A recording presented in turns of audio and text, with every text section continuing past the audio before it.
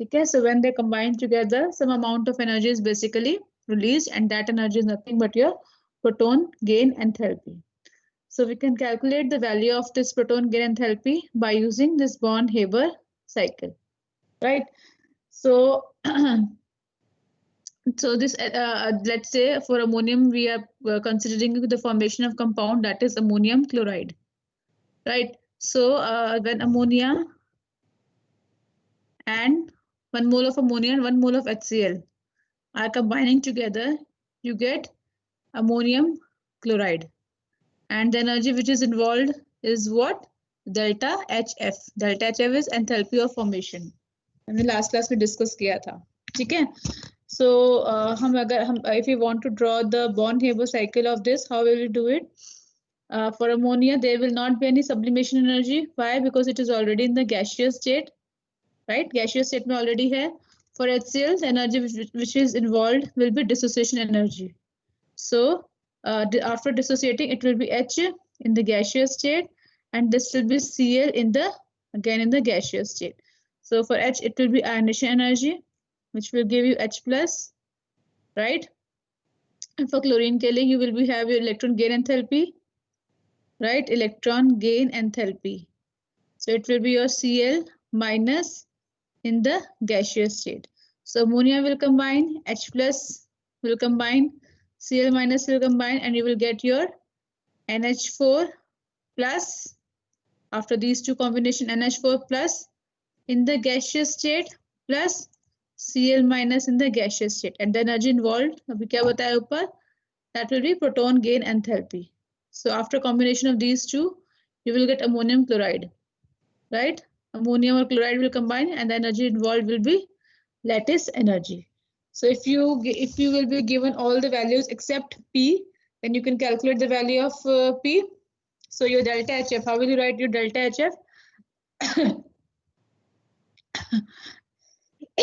Delta HF will be equal to your D, dissociation energy, plus your ionization energy, plus electron gain enthalpy, plus proton gain enthalpy, plus lattice energy, right? So you can write it down delta HF in this way. So if all the values are given except P, then you can calculate the value of P. Is it clear?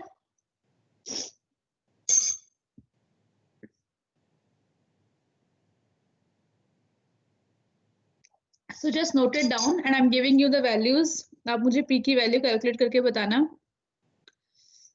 Delta HF is your minus 144.3. Just note it down. Note down all the values. Delta HF is your minus 144.3 kilojoules per mole. Dissociation energy is 431 kilojoules per mole. Ionization energy is 1311.6. 1311.6. This is your ionization energy. Electron gain enthalpy is your minus 349. Minus 349. You have to calculate the value of P. P आपको find out करना है. And lattice energy is minus 653 kilojoules per mole. Minus 653 kilojoules per mole. You have to tell me the value of P. Can you repeat the value of delta HF? Delta HF is minus just a second. Delta HF is a minus 144.3. Minus 144.3.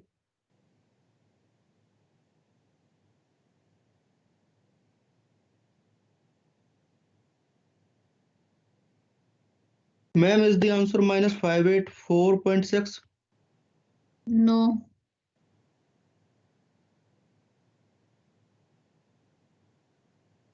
Ma'am, is it minus 884.9? Minus 884.9 is absolutely correct. किसने बताया?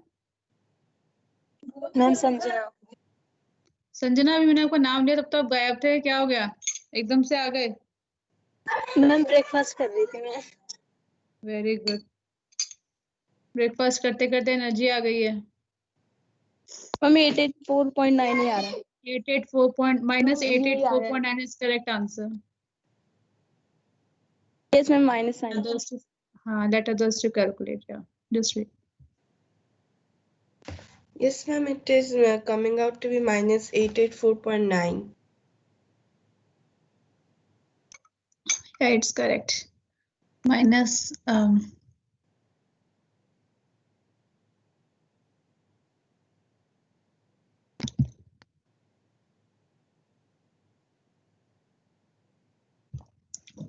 minus 884.9 kilojoules per mole. Units are also important, बच्चे.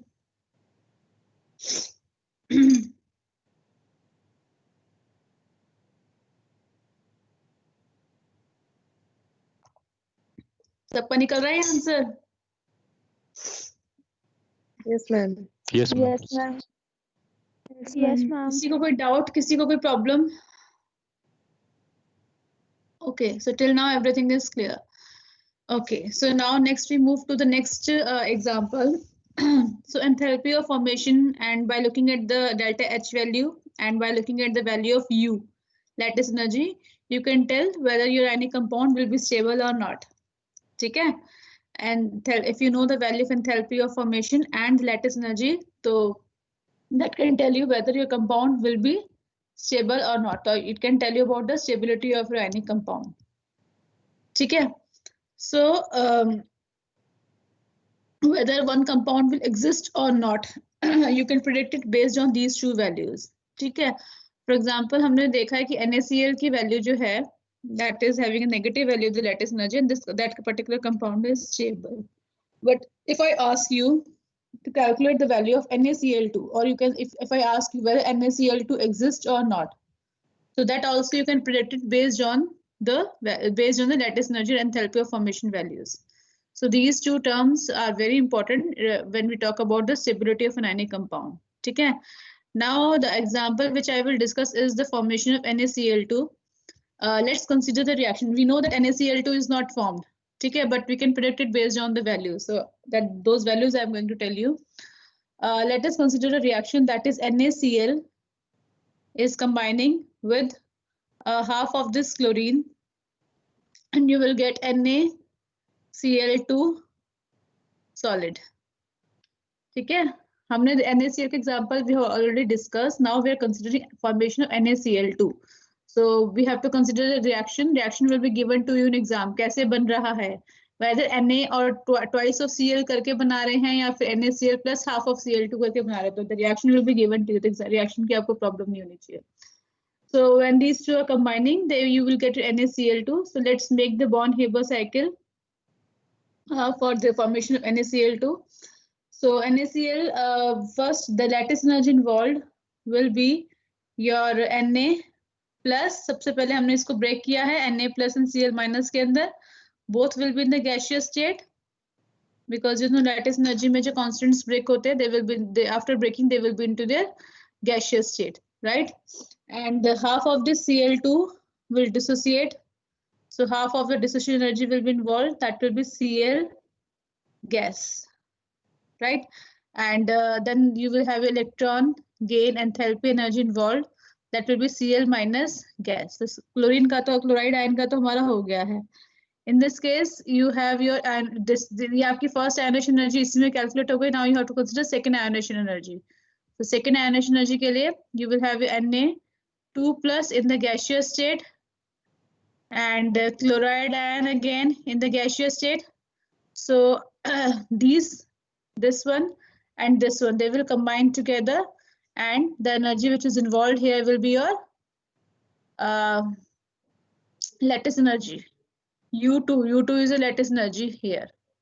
Okay, so the delta HF for this can be written as half of the dissociation energy plus ionization energy plus electron gain enthalpy plus U1 plus U2. Is it clear? Is the Born-Haber cycle clear to you? NaCl plus half of Cl2, जो आपको main reaction दे रखी होती है, on the basis of that only you have to construct your Born-Haber cycle. So NaCl will break NaCl break करेगा तो the energy involved will be the lattice energy. So it will break into Na plus and Cl minus. ठीक है. So first ionization energy उसी में consider हो जाएगी lattice energy में ही. Now you have to consider second ionization energy. So that will be Na2 plus and Cl minus will remain as it is. Chlorine के case में it will be half of the dissociation energy, and then it will change into your chloride ion. Electron gain enthalpy will be involved, and then both these two combined, and the energy which is involved is your second lattice energy. Now you tell me the value of the lattice energy for this NaCl2. Just calculate it. Just write down the values. Dissociation energy of Cl2 is your 242 kilojoules per mole. D is your 242 kilojoules per mole. Ionization energy of sodium. Second ionization energy of sodium is your 4562. 4562. Electron gain enthalpy is your -349. Lattice energy NaCl की कितनी होती है? Calculate की थी? First example क्या थी? 758.7. 758.7. Yes, sir, minus sign के साथ. Just take it as the 786. जो एग्जांपल मेरे पास है, द वैल्यू उसमें जो है 786 ले रखे हैं, तो इसमें आप 786 कंसीडर करो. लैटिस एनर्जी डिपेंड करती है, आप बॉन्ड हेबो साइकिल से भी ले सकते हैं, बॉन्ड लैंडिंग इक्वेशन से भी ले सकते हैं. जो क्वेश्चन में गिवन होगा you have to consider that, but it is around 750 only और more than little 750. So 786 kilojoule per mole. And now you calculate, tell me the value of lattice energy U2. U2 निकालना है आपको, second lattice energy. हम 786 negative sign के साथ लेंगे ना? हाँ, नेगेटिव साइन बच्चे.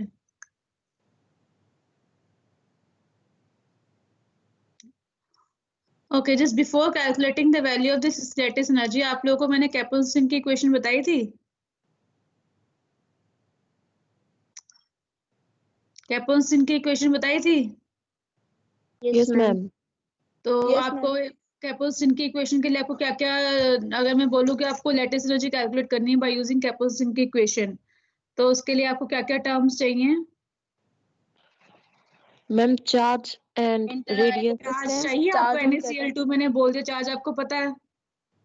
Yes, ma'am.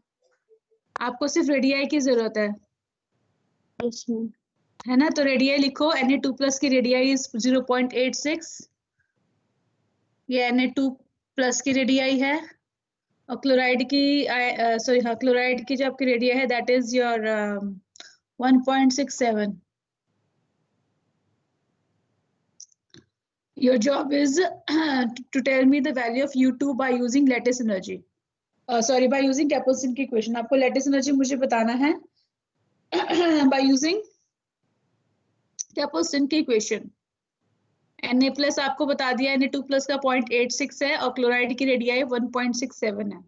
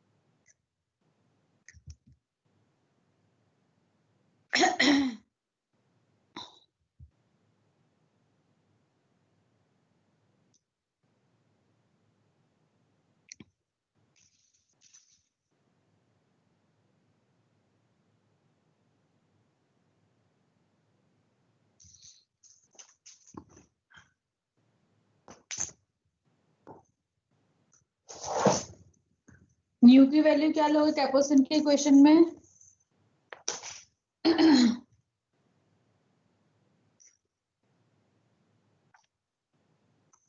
न्यू की वैल्यू क्या लोगे कैपेसिटी के इक्वेशन में? जेड प्लस जेड माइनस से पहले टर्म न्यू भी तो है इसमें. Number of ions per formula unit. हाँ, कितने नंबर ऑफ आयंस हैं? 2 chloride Three. ions and 1 solid. 3. 3. Ma'am, is it 1225.75 kilojoule per mole? नहीं, किससे बता रहे हो आप? क्या बता रहे हो मुझे? लैटिस एनर्जी बता रहे हो कि एंथैल्पी ऑफ फॉर्मेशन बता रहे हो? Ma'am, lattice energy. Lattice energy Capuchin की इक्वेशन से जो कैलकुलेट करी है वो 1200 समथिंग तो नहीं आ रही है। मैम वो 1260 आ रही है। नहीं, मेरी तो बहुत कम आ रही है।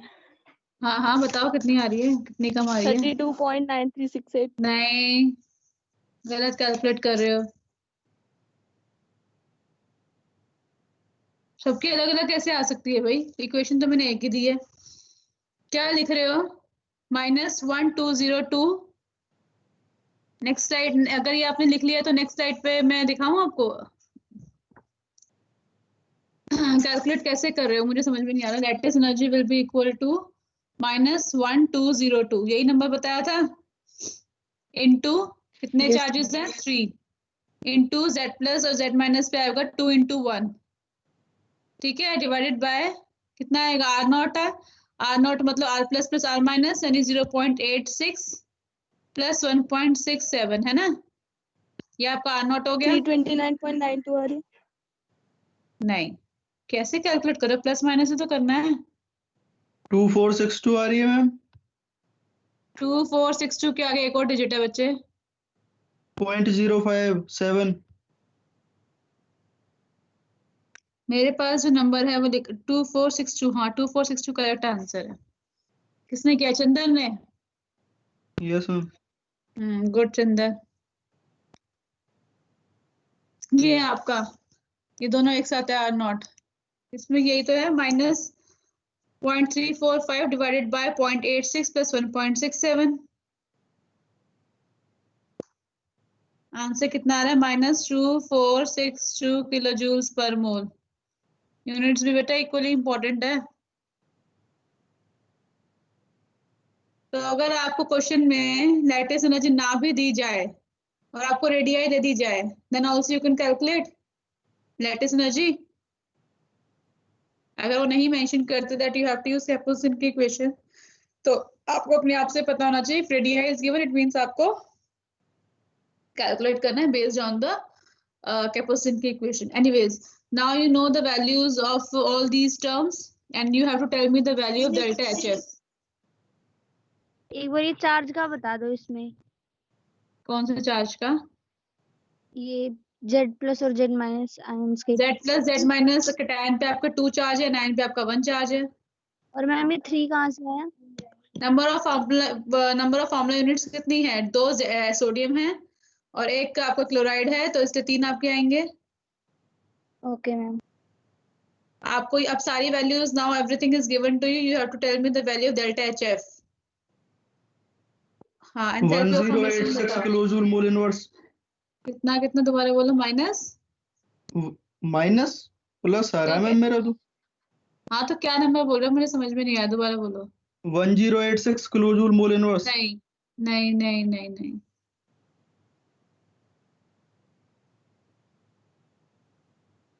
मैम मेरा भी यही आ रहा है। मैम मेरा भी वही आ रहा है। कैसे कैलकुलेट कर रहे हो? हाफ ऑफ D यानी हाफ ऑफ 242 प्लस आयनिश एनर्जी कितनी है बताइए मैंने आपको? 4562 -349 प्लस U1। ओके, तो -786 यू आर टेकिंग एंड -786 के बाद आपका कितना आ रहा है? कितना आया था लैटिस एनर्जी आपकी? -2462। ओके, आई थिंक यहाँ पे जो नंबर्स मुझे गिवन है, इन that case it is wrong return. क्या आ रहा है आप लोगों का? 1086 1081 86 1086 किलो जूल्स पर मोल। ठीक है, अगर आपको ये आ रहा है तो it is correct. Now this large positive value, अगर आपको ये आंसर आ रहा है तो positive value this delta HF वो भी थाउजेंड्स में है, तो if it is this much value is coming, it means that the formation of NaCl2 is unfavorable. Then at the last, you can mention this line that the large positive value of enthalpy of formation of NaCl2 shows that the formation of this particular compound, that is NaCl2, is unfavorable, means it will not be stable. It will not be stable. ठीक है. अब अगर मैं आपको इसमें एक example और है यहाँ पे, अगर मैं आपको एक अगर बॉन्ड हेबो साइकिल, तो मैंने आपको वो बताइए, समझ में आया है सबको यहाँ तक? नोट डाउन कर रहे हो सब कुछ? एटलीस्ट यस और no. Yes, ma'am. Yes, ma'am. Yes, ma'am. तो 3-4 बच्चे ही कर रहे हैं, मुझे लग रहा है, पता नहीं बाकी के क्या कर रहे हैं. एनीवेज, अगर मैं आपको NaCl2 की फॉर्मेशन में if I give you the reaction Na plus Cl2, अगर इस तरीके से मैं आपको रिएक्शन दे दूं और अब मैं बोलूं आपको बॉन्ड हेबो साइकिल बनाओ, अब इसको अपने आप करो, आप इसकी बॉन्ड हेबो साइकिल ड्रॉ करो.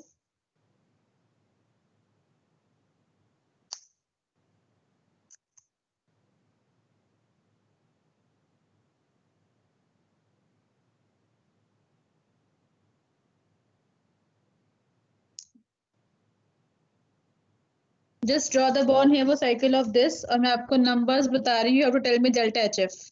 अब जिसको एक्चुअली समझ में आया है वो इसका आंसर दे पाएगा. मैं किलो जूल्स पर मोल ने लिख लिया यहाँ पे.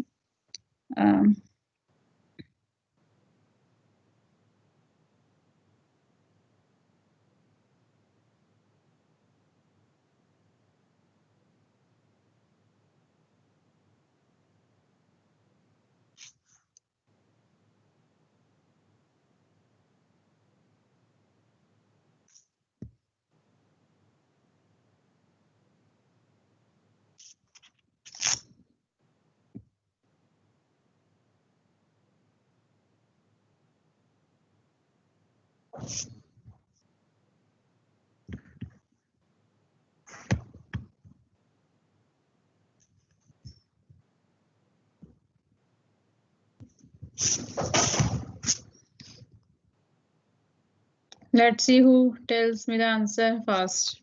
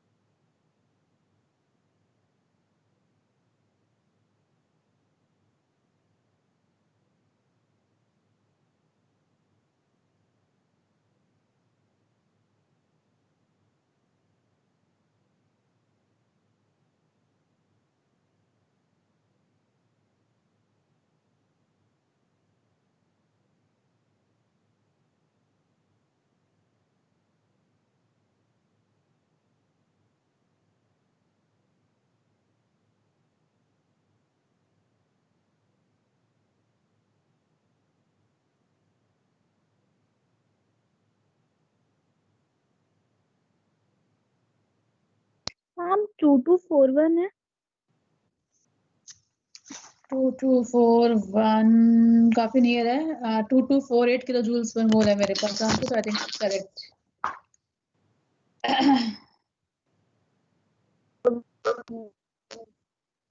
किसने बताया answer? Srishti.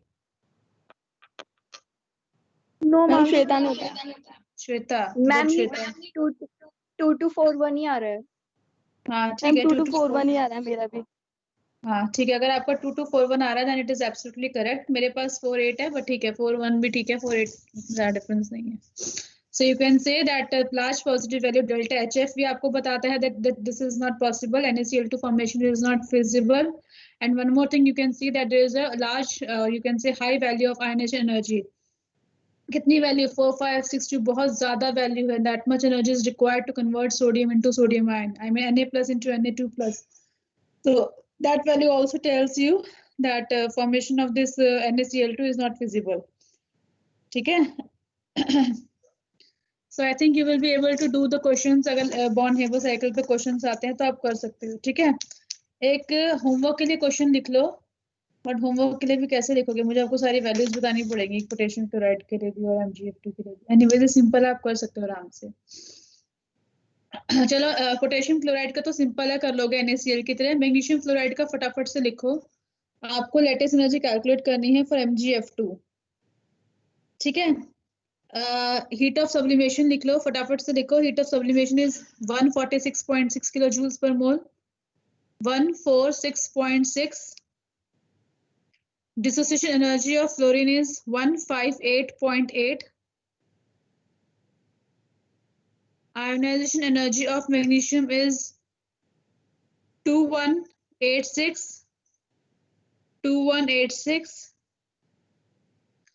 Electron gain enthalpy of fluorine minus 332 kilojoules per mole. And heat of formation of MgF2 is delta HF MgF2 is minus 1096.5 kilojoules per mole. minus 1096.5 kilojoules per mole. इसका answer भी लिख लो साथ में, घर पे एक बार practice कर लेना। मैं आंसर बता रही हूँ, आंसर है minus 2923.9, negative of 2923.9 kilojoules per mole. Magnesium fluoride exam में आया हुआ आई थिंक 1-2 बार, तो इसकी प्रैक्टिस घर पे करना। सिंपल है मैग्नीशियम फ्लोराइड का भी, जैसे आपने बाकियों का किया है। आंसर एक बार करके मैच कर लेना, आंसर आपका ये आएगा। पोटेशियम क्लोराइड का भी होगा, पोटेशियम क्लोराइड सिंपल है NaCl की तरह, तो उसका नहीं बता रही हूँ मैं। ठीक है, कर लोगे? इलेक्ट्रॉन गेन एंथैल्पी बताना। इलेक्ट्रॉन गेन एंथैल्पी, एक second. Electron gain enthalpy fluorine की है minus 332 किलोजूल पर मोल। और क्या पूछ रहे हो? डिसोसिएशन एनर्जी है 158.8। and ma'am आंसर है minus 2923.9 minus 2923.9 kilojoules per mole. So you just have to make the Born-Haber cycle of magnesium fluoride, और उसके बाद you will be able to simple calculation करनी, उससे आप easily बता सकते हो। Anyways, next मुझे छोटा सा point यहाँ पे in this ionic ionic bond जो हम डिस्कस कर रहे हैं, आयनिक कंपाउंड जो हम डिस्कस कर रहे हैं, उससे मुझे छोटा सा पॉइंट और आपको बताना था, मतलब टॉपिक के इसके अंदर very small topic, that is solvation energy and solubility. Solvation energy, एक सेकेंड,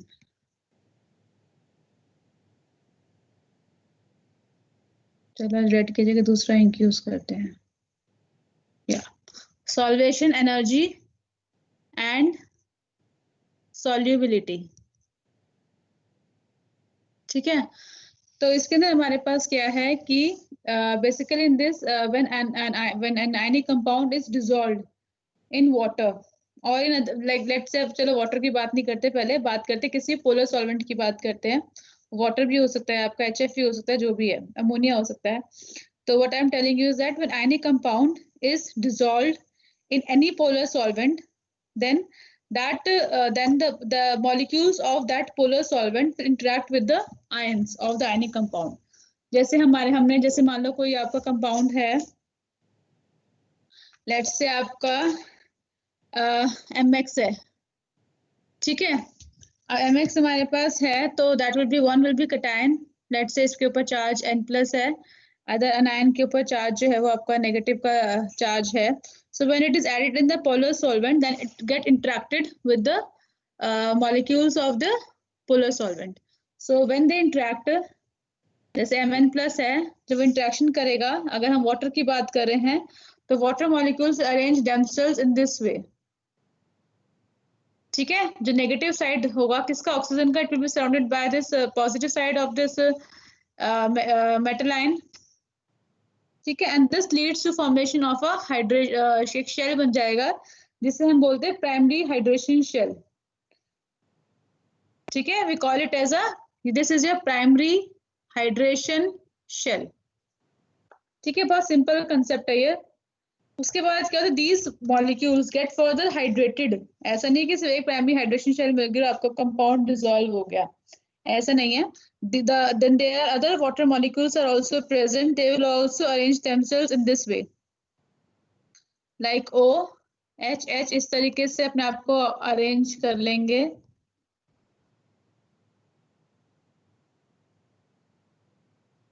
ठीक है, there will be other water molecules will be surround themselves in this way and leads to formation of बहुत सारे water molecules आ जाएंगे. And let me use eraser एक बार, इसको हटाते हैं, ये क्या, इसको भी हटाते हैं.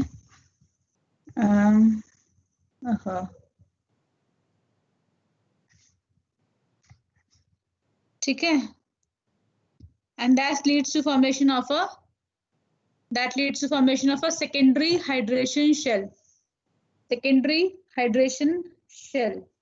तो मतलब we have added an ionic compound into a polar solvent, and then when we add, what will happen? There will be ion dipole interaction will be there between the metal ion and the solvent molecules.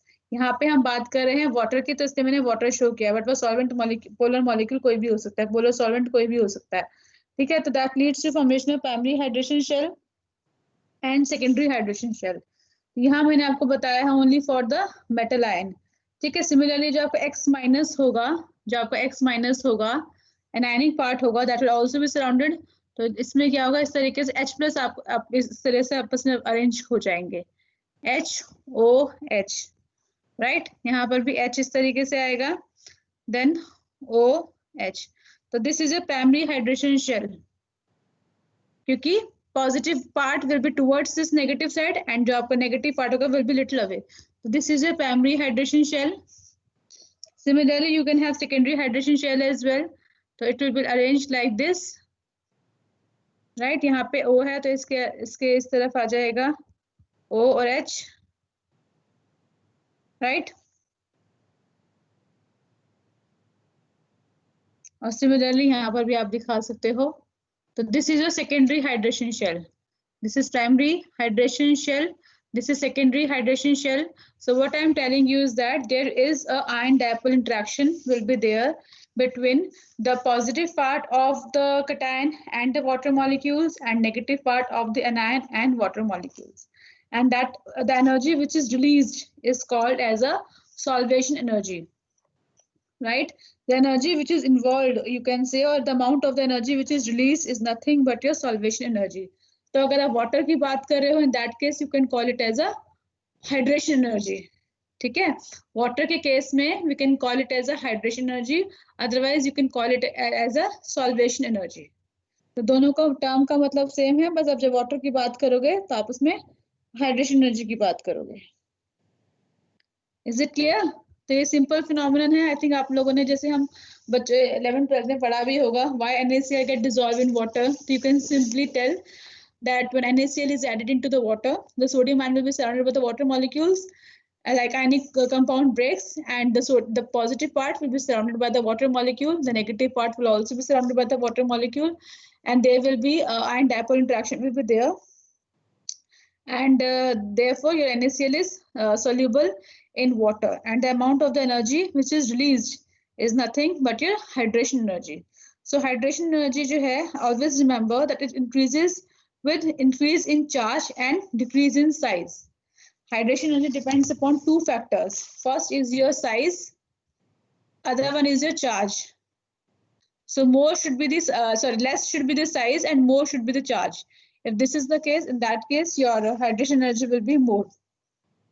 Or if you remember, the same thing we have seen in the lattice energy case also. Lattice energy, I have told you those last 3 points जो हमने discuss किए थे in Born-Lande equation में. In that case, I also have discussed that lattice energy is directly proportional to charge, inversely proportional to size. Remember? Yes, ma'am. Yes, So ma'am. same thing here also in case of hydration energy. So hydration energy also depends upon these two factors, size and charge. First one is your size should be less and charge should be more.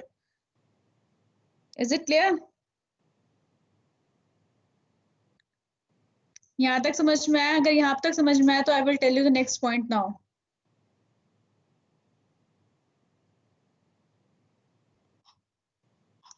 At least say yes or no. Yes, ma'am.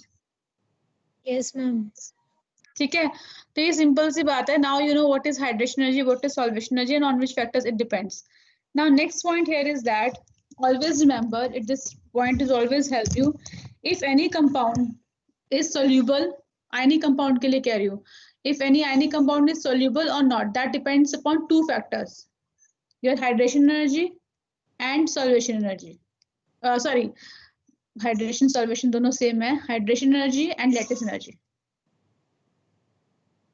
ठीक है, कोई भी compound soluble होगा या नहीं होगा, it depends upon hydration energy and lattice energy. More hydration energy means that your compound will be soluble. More hydration energy means that your compound will be soluble.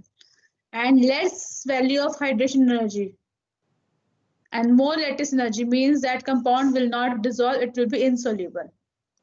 अब यहाँ पे आप एक बात पूछ सकते हो कि दोनों के दोनों सेम फैक्टर पे डिपेंड करते हैं. लैटिस एनर्जी में देखा वो भी साइज चार्ज पे डिपेंड करता है.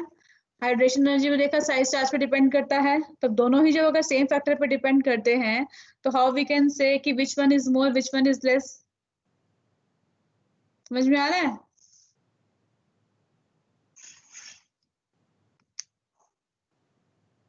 समझ में आ रहा है कि नहीं आ रहा? Yes, ma'am. I have told you that hydration energy and lattice energy both depends upon size and charge. Now I am telling you that whether the compound is soluble or not, that depends upon the hydration energy. That depends upon the hydration energy, lattice energy, और दोनों के दोनों size और charge पे depend करते हैं. तो दोनों ही size और charge पे depend कर रहे हैं, तो how we can say that which will be soluble, which will be insoluble? So now what we are going to do, we वैसे तो इस तरह से क्वेश्चन पूछते नहीं है, but for your understanding I am telling you, always see the value of hydration energy and lattice energy. The value which is decreasing more. Let's say अगर मैं if we are talking about कि we are moving down in the group or we are moving from left to right along a period, so you have to consider which factor is dominating more. मतलब अगर lattice energy decrease कर रही है, or if I tell you that lattice energy decrease is more, lattice energy का decrease होना is more as compared to hydration energy.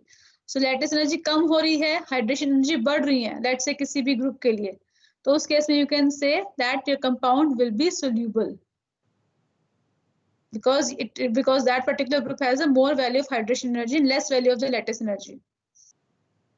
ठीक है, तो इनकी वैल्यूज के बेसिस पे आप जज कर सकते हो कि which will be soluble and which will not be soluble. So based on these two values, you can say soluble होगा या नहीं होगा. One more point I want to tell you here, like let's say जैसे मैं lithium की बात करती हूँ, लिथियम आयन है, इसकी hydration energy is -1515 kilo joules per mole है. और अगर मैं बात करती हूँ सोडियम आयन की, इसकी hydration energy is -405 kilo joules per mole. ठीक है, similarly for let's say for potassium ion, the hydration energy value is -321 kilojoules per mole. Why I am telling you these values?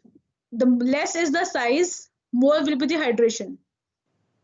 Less is the size of the ion, more will be the hydration. So you can see here that in case of lithium and sodium, lithium का size छोटा है sodium से, तो lithium का size छोटा है तो lithium will be hydrated more. या आप जब s block के elements हम discuss करेंगे in your next semester, that there also I will tell you the size less is the size, less size means that more will be the hydration, and lithium का hydration बहुत ज्यादा हो जाता है and therefore उसका size जो हो जाता है वो बढ़ जाता है, साइज जो है इसका बढ़ जाता है. I am not sure about this potassium value, इसमें -321 लिखा हुआ है, but according to me it should be more number, should not be less. ठीक है. एनीवेज, तो मैं अब यहाँ पे अभी लिथियम और सोडियम की अगर मैं बात कर रही हूँ तो मैं आपको यहाँ पे सिर्फ ये बताना चाह रही हूँ कि लिथियम एंड सोडियम के केस में since size of the lithium is less and therefore it will get heavily hydrated. Hydrated बहुत ज्यादा होने की वजह से क्या होगा, रेडियाई इसकी बढ़ जाएगी. तो मैं आपसे पूछूं, नॉर्मल पूछूं, लिथियम मेटल और सोडियम मेटल में किसका साइज बड़ा है, तो आप बोलोगे sodium size is bigger than lithium. पर अगर मैं बात करती हूँ लिथियम और सोडियम के एक्वस सोल्यूशन में साइज कितना होगा, तो in aqueous solution lithium ion will be bigger. In aqueous solution the size of lithium ion will be bigger than sodium ion. Why? Because hydration energy of lithium is more. समझ आ रही है मेरी बात? ये important, ये अभी कोई पूछे ना पूछे मुझे नहीं पता, बट ये आपके अंडरस्टैंडिंग में पता होना चाहिए. अगर मैं लिथियम मेटल और सोडियम मेटल की बात करती हूँ, in that case you can simply tell that sodium का साइज बड़ा है as compared to lithium. पता है ये श्लोक पढ़ रखा है आप लोगों ने? Yes, ma'am. But if I tell you, if I ask you in case of lithium ion or sodium ion in aqueous solution, then you tell me किसका size बड़ा है और क्यों?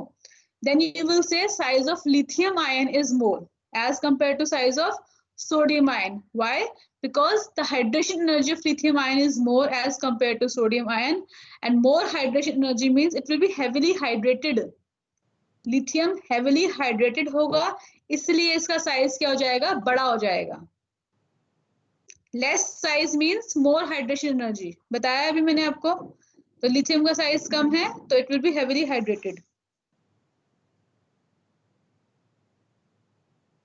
Is it clear? Yes, ma'am. Yes, ma'am. ठीक है. तो ये दोनों फैक्टर्स आपको पता होने चाहिए, हाइड्रेशन एनर्जी के, लैटिस एनर्जी के. और ये मैं आपसे फिर से डिस्कस करूंगी जब सेकंड सेमेस्टर में आपको पढ़ाऊंगी मैं. एस ब्लॉक की जब हम बात करेंगे उस केस में भी लैटिस एनर्जी और हाइड्रेशन एनर्जी की बात हम तभी भी करेंगे. ठीक है. And there is one more thing, I don't know, ये थोड़ा सा थियोरेटिकल है बट मैं इसको सिंप्लीफाई वे में आपको थोड़ा सा समझाती हूँ. This is also for understanding only. Okay, so you know this concept delta G is equal to में delta H minus T delta S. ये आपको पता है. delta G more negative value, delta G means your reaction is visible, और अगर positive है तो reaction नहीं होगा. Okay, so this is just for understanding. अपने पॉइंट्स बना के लिख लेना, otherwise I will share the book image also. But यहाँ पे मैं आपको बताना चाहती हूँ कि बुक में थोड़ा सा कॉम्प्लिकेटेड उससे लिखा हुआ, बट जस्ट आप जितना रिक्वायर्ड है मैं उतना बता रही हूँ आपको. अगर हम बात करते हैं कि एंथैल्पी ऑफ जो सॉल्यूशन होती है, यानी डेल्टा एच की अगर हम बात करते हैं, एंथैल्पी ऑफ सॉल्यूशन जो होती है, इट कैन बी पॉजिटिव और नेगेटिव डिपेंडिंग अपॉन कि उसमें हीट एब्जॉर्ब हो रही है या हीट रिलीज हो रही है, और क्या रिएक्शन है आपका आयनिक कंपाउंड का और सॉल्वेंट का. So depending upon that you can have delta H value या तो पॉजिटिव होगी या फिर नेगेटिव होगी. ठीक है. अगर वो एब्जॉर्ब करेगा तो डेल्टा एच पॉजिटिव है, अगर वो एनर्जी रिलीज करेगा तो डेल्टा एच आपके नेगेटिव है. ठीक है. ओके, सो इफ अगर हम कंसिडर करते हैं उन कंपाउंड्स को जिनमें एंथैल्पी ऑफ सॉल्यूशन आपका पॉजिटिव है, पॉजिटिव वाली पॉइंट अगर पहले डिस्कस करते हैं, यानी we are talking about endothermic reactions. Endothermic की बात कर रहे हैं. एंडोथर्मिक मतलब जिसमें हमारे पास कंपाउंड जो है एनर्जी को एब्जॉर्ब कर रहा है, तो it is absorbing the energy and then your compound आपका सोल्यूबल हो रहा है. It is absorbing the energy from outside और आपका कंपाउंड जो रहा है वो सोल्यूबल हो रहा है. Now here I want to tell you कि वो कंपाउंड सोल्यूबल क्यों हो रहा है. Positive value delta H means you have positive value delta H. ठीक है. एंड डेल्टा एस की वैल्यू जो होगी, डेल्टा एस क्या है, एंट्रोपी है, पता है आपको. That will also be positive. समझ में आ रहा है? डेल्टा एस आपका पॉजिटिव. अब डेल्टा एस पॉजिटिव क्यों है? क्योंकि जब कंपाउंड डिसॉल्व होता है तो it is breaking into its constituent ions. तो अगर हमारे पास आयंस में ब्रेक कर रहा है, it means lattice energy is increasing. अब आप मुझसे ये कह सकते हो कि लैटिस एनर्जी इंक्रीज कर रही है कि डेल्टा एस बढ़ रहा है क्योंकि वो एक कंपाउंड ब्रेक हो रहा है, जैसे mx जो है वो ब्रेक हो रहा है इनटू m+ और x- के अंदर, तो इस केस में एंट्रोपी आपकी बढ़ रही है. एंट्रोपी बढ़ रही है क्योंकि एक मॉलिक्यूल से दो मॉलिक्यूल्स फॉर्म हो रहे हैं। तो आप ये कह सकते हैं कि सॉल्वेंट मॉलिक्यूल्स भी तो अपने आप को अरेंज कर रहे हैं ना पर्टिकुलर ऑर्डर में, और जहाँ पे ऑर्डरिंग होनी शुरू हो जाती है वहां पे एंट्रोपी हमारी कम होने लग जाती है। ठीक है, बट इस केस में क्या है कि इस अकेले केस में ये वाली एंट्रोपी है, ब्रेकिंग अप आयनिक क्रिस्टल डोमिनेट्स मोर, तो ओवरऑल आपका डेल्टा एस आपका पॉजिटिव होता है।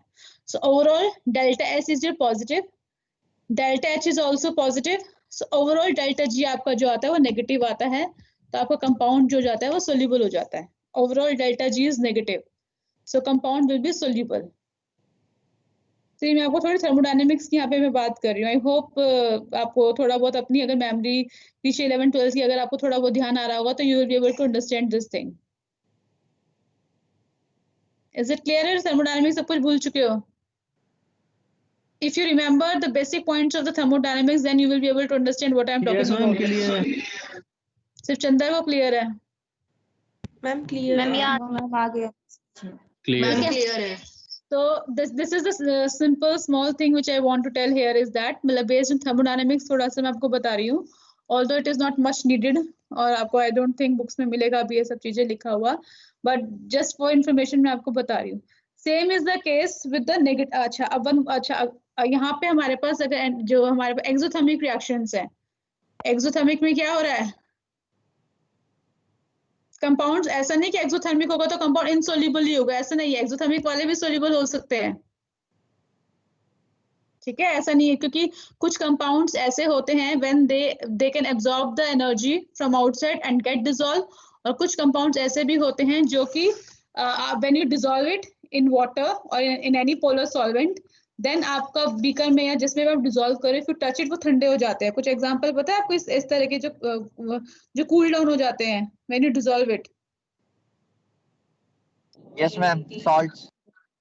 कौन से सॉल्ट? सारे सॉल्ट आपको एक्सोथर्मिक होते हैं? कौन सा? Ammonium chloride.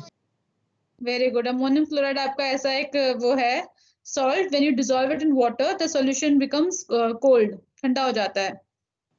तो उस केस में हमारे पास क्या है, डेल्टा एच आपके पास नेगेटिव है, बट डेल्टा एच नेगेटिव होने के साथ साथ डेल्टा एस इतना ज्यादा पॉजिटिव होता है कि आपकी ओवरऑल डेल्टा जी की value will be negative only.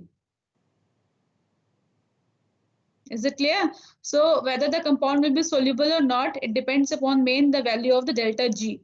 Delta H can be positive, delta H can be negative. ठीक है, तो delta S should be more positive in case of exothermic reactions. Then only the delta G will become negative.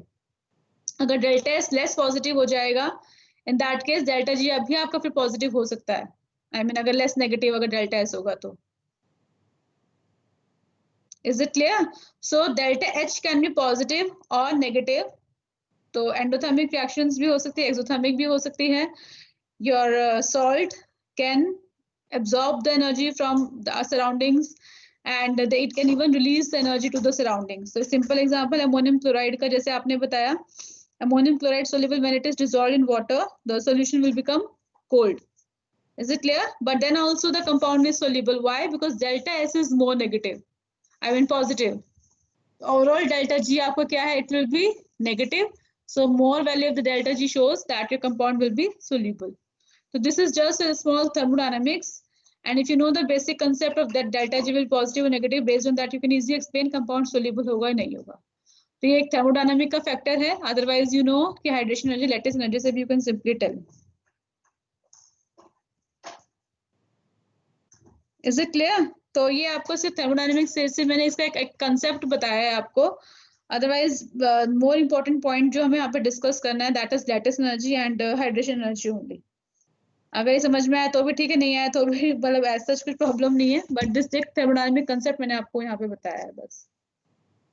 तो less should be the size and more should be the charge, that these are the two basic parameters which you require for the compound to get soluble in any polar solvent. Or if I'm talking about hydration water, then you can tell it as a hydration energy. And if I talk about the any solvent, then you polar solvent, then you say it as a solvation energy. मैंने time देखा नहीं, time भी हो चुका है. Anyways, so is it clear? I will share you the images of the books. ओहो मैंने discard कर दिया shit. I should not do it.